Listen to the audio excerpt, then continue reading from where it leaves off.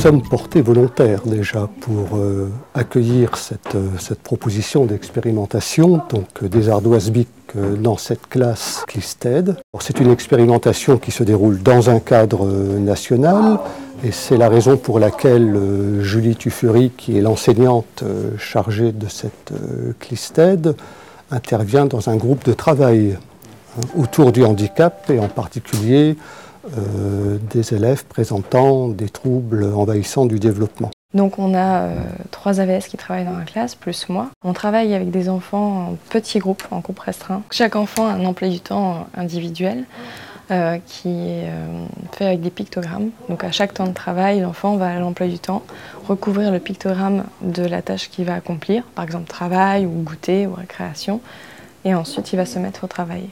Donc aujourd'hui, on va continuer le travail sur le vocabulaire du château fort, sur les mots qu'on a vus.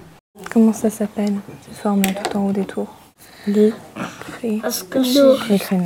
Si j'avais proposé un exercice d'étiquette sur le vocabulaire du château fort en format papier, pour un élève, j'aurais dû lui faire une bande avec des pictogrammes. D'abord tu découpes, ensuite tu lis, ensuite tu colles. Il aurait eu besoin de ça pour s'organiser dans le travail, alors que là, il se met au travail tout de suite. Je dois remettre les étiquettes. Quel est le premier mot? Tour. Une tour. L'ardoise numérique me permet de mettre rapidement au travail tout le monde le matin. L'enseignante travaille en amont pour préparer tous les exercices. Et c'est une fois les exercices préparés, nous on n'a plus qu'à se rendre sur l'ordinateur et à lancer la séquence et l'enfant peut travailler en autonomie tout seul. Ça nous permet aussi de motiver certains élèves. Il y en a qui sont plus concentrés, qui rentrent plus volontairement dans les activités sur l'ardoise. Les journalistes filment les élèves. Quel est le verbe? Non, souligner en rouge.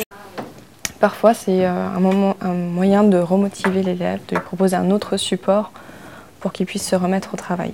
Ils sont vraiment concentrés sur la tablette, pas forcément auprès de l'environnement qui se trouve autour, les autres enfants qui travaillent.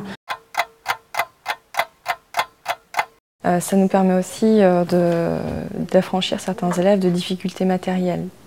Il y en a qui ont des difficultés de coordination, de motricité fine, etc. Donc momentanément, ça me permet de leur faire travailler sur la compétence que je voulais faire travailler et pas sur le découpage, le collage, j'ai perdu mon étiquette, elle est tombée, etc. Le garçon. Mange. Une glace. J'utilise un classeur PEX.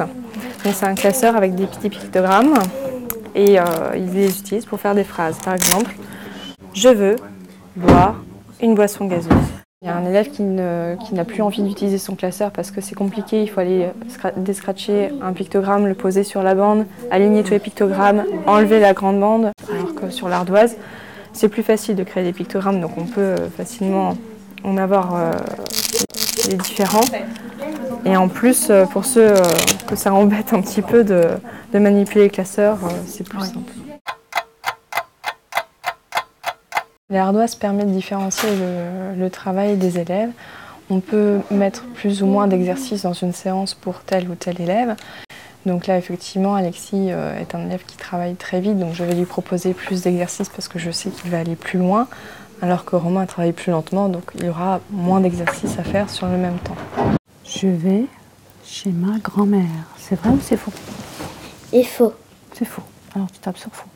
Alors nous avons fait une hypothèse qui est en train de se confirmer, que ces outils pouvaient nous être utiles dans ce contexte particulier, pour 2 raisons. La première, c'est que la tablette offrait ce double avantage, d'être à la fois pour l'élève une sorte de protection entre lui-même et son environnement, et en même temps un média qui permet à l'enseignant d'intervenir sur ce qu'il fait, en même temps que d'avoir une visualisation, donc d'entrer en relation avec lui par le truchement de cette tablette, qui devient de fait un outil relationnel, mais moins engageant pour un élève présentant des troubles de la relation.